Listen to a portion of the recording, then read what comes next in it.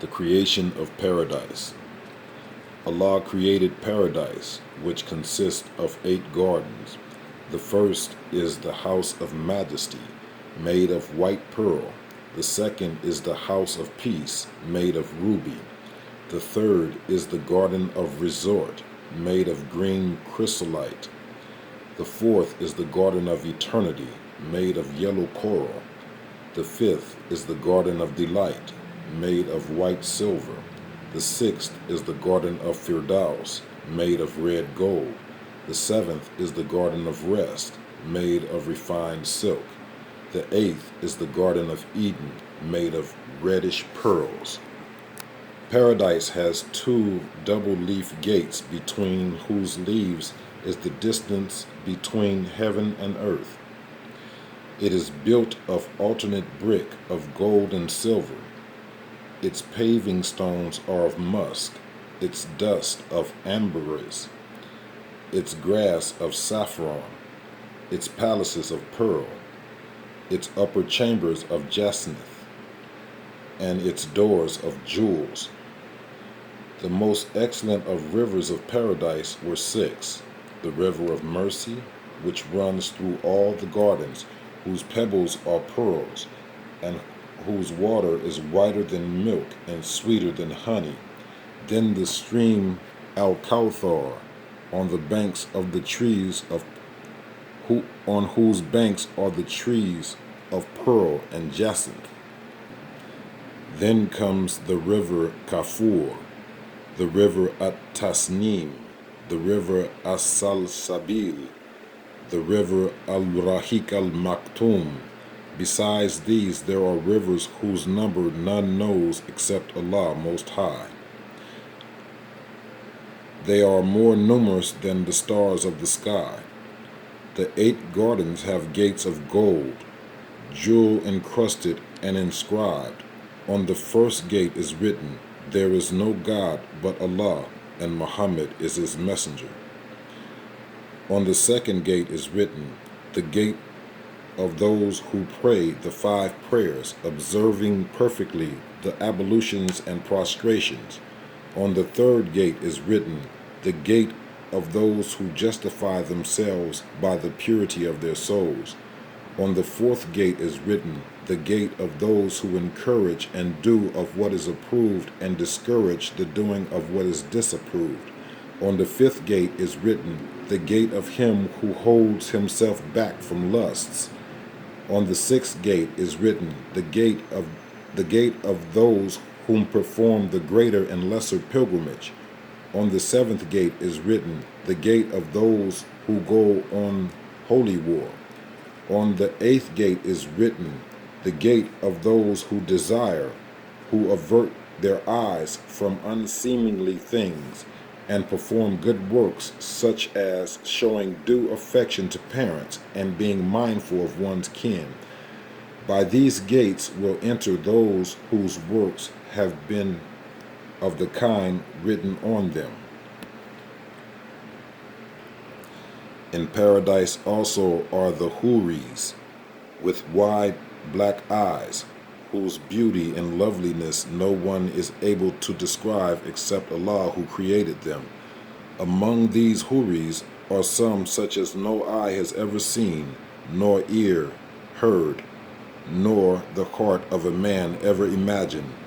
In it are things to ravish the soul, to delight the eye, and enjoyments which will never be cut off and whose number has no end, all prepared by Allah for his good and devoted servants. The story of the creation of the jinn and the jann, their early history, and the service of Iblis, also known as Satan. Allah had created the fire known as As-Samum, which is a fire having neither heat nor smoke. He created from it the jann, as the Most High has said, "But the jann we created earlier from the fire of Samum." He said that Allah created him a mighty creature, naming him Marij. From him he created his wife, whom he named Marijah. He approached her, and she bore to the Jan a son, whom he called Jinn, from whom all the various tribes of the Jinn have branched off, to whom Iblis the accursed belongs. He said to the Jan, he said that no Jan were born males to females, so they married the males with the females, and thus they came to be 70,000 tribes, and anon increased till they were numerous as the sand. They used to walk on their faces like grubs and ants and gnats and locusts and birds, and they used to have their dwellings in caves and desert places, in meadows and hillocks, in pathways and dunghills, in privies and wells, in streams and sepulchral vaults, in underground crypts, and in every foul and dark place, so that the lands came to be filled with them. Presently they took on themselves forms of animals such as mules, donkeys, camels, cattle, sheep, dogs, and wild beasts. Now when the earth became filled with the progeny of Iblis, Allah sent the Jann to dwell in the air above the sky, and the Jinn, children in the lowest heaven, bidding them worship and be obedient, as the Most High has said, and I have not created the Jinn and men, save that they may serve me. Then Allah spoke to the angels, saying, I have created 2 dwelling places, one of them from my mercy, and one of them from my wrath. So have a look at them both. Thereupon the angels took a look at the hellfire, glazing at its pillars, its stages, and its various kinds of torment, and they asked Allah to inform them whom this was for. So Allah gave the fire power of speech, and it said, I have been created as a dwelling place and as a torment for betrayers and deniers, and the uniqueness of Allah. Allah said to Gabriel, O Gabriel, go and look at it. He went and looked at it. Then he came and said, O Lord, by thy grace nobody will hear of it and enter into it. Then he surrounded it with temptations and said afterwards to Gabriel, O Gabriel, go and look at it. He went and he looked at it and said, O Lord, by thy grace I fear that nobody will remain who will not enter it. Then they looked at the garden and what Allah has prepared for its inhabitants. And they said, O our Lord, for whom hast thou created this dwelling? Allah bade the garden to speak in reply, whereupon it spoke, using the words of the Most High. Happy are the believers. They replied, You have been created for us, for we are believers. But the garden went on the succeeding verses of that chapter, saying, Those who in their prayers are humble, those who from vain talk turn away, those who are doers of charitable acts, those who guard their privates, save except their wives, their slave girls, and their right hands, whom they possess.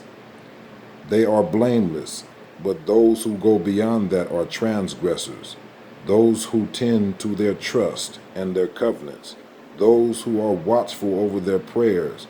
These is who will be the inheritors, who will inherit Firdaus, therein to be continually. At this the angels were assured that it was not created for them.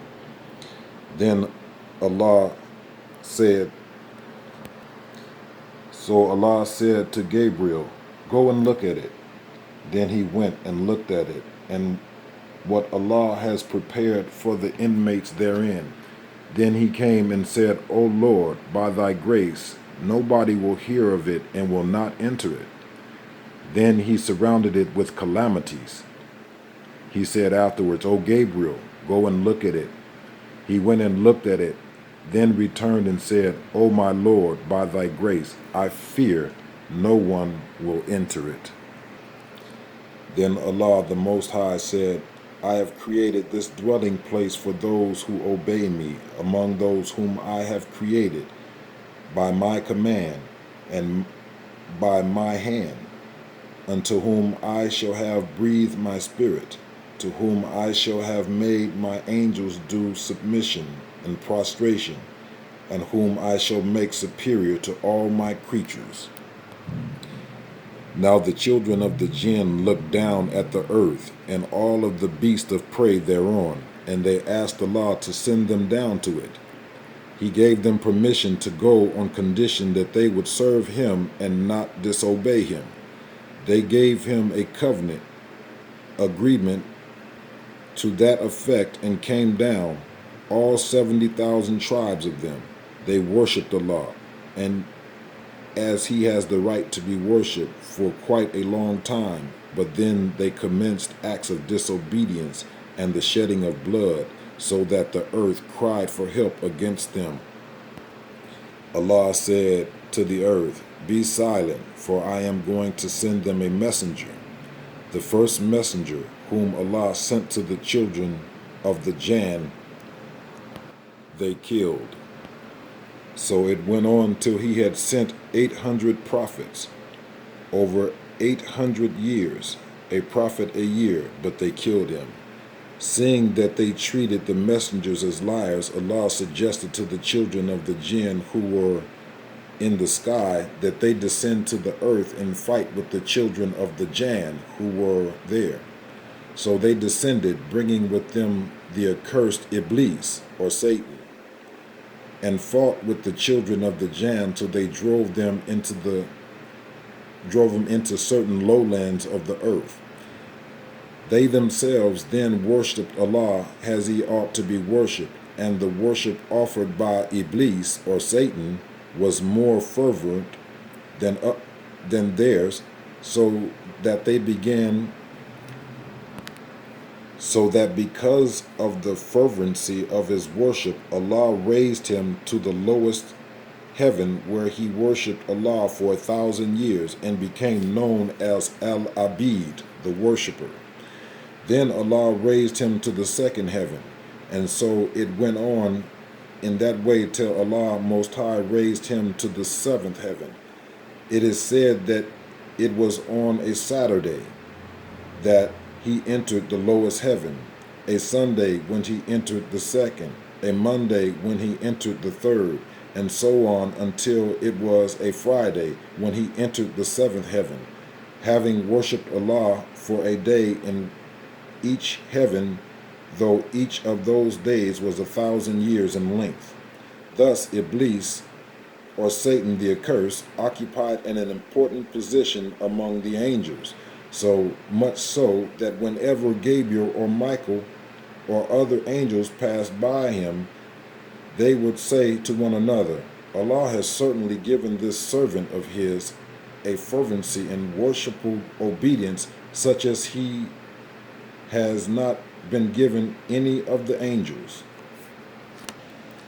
After this, Allah bade Gabriel to go down to the earth and take a handful thereof from its east and its west, from its plain country and its mountains, that he might create therefrom a new creature whom he would make superior to all his other creatures. Iblis, or Satan the accursed, knew about this. So he too went down and stood in the midst of the earth and said to it, "O earth, I have come to you as a sincere advisor." The earth said, "And what may be your advice, O chief of the abstemious ones?" He said, "Allah is desirous of creating from you a creature whom he will make superior to all his creatures. But I fear that creature will disobey Allah, and he will punish him by the fire. Now Gabriel has been sent to you to take a handful, so when he comes to you, abjure him not to take anything from you."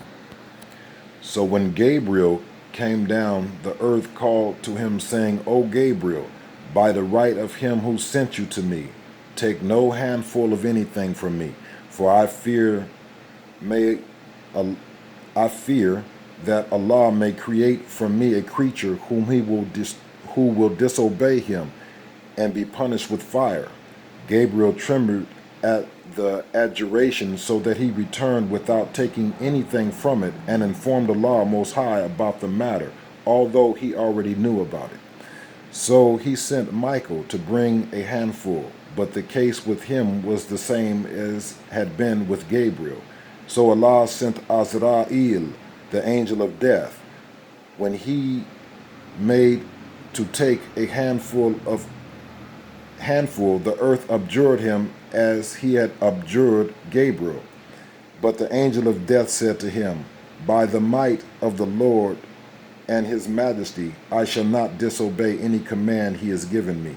Then he took a handful from it, from all its uplands, mossy earth, sweet earth, salty earth, bitter earth, good earth, and bad earth, and earth of all colors. And all the children of Adam owe their creation to that handful. When the angel of death returned with that handful, he stood in his place for 40 years without speaking. Then a call came to him from Allah Most High, O Azrael, what have you accomplished? Though he well knew. So he told him of all that had passed between him and the earth. Then Allah said, by my might and my majesty, I will surely create from what you have brought a creature whose spirit I will give you the authority to take, since you do not show any mercy.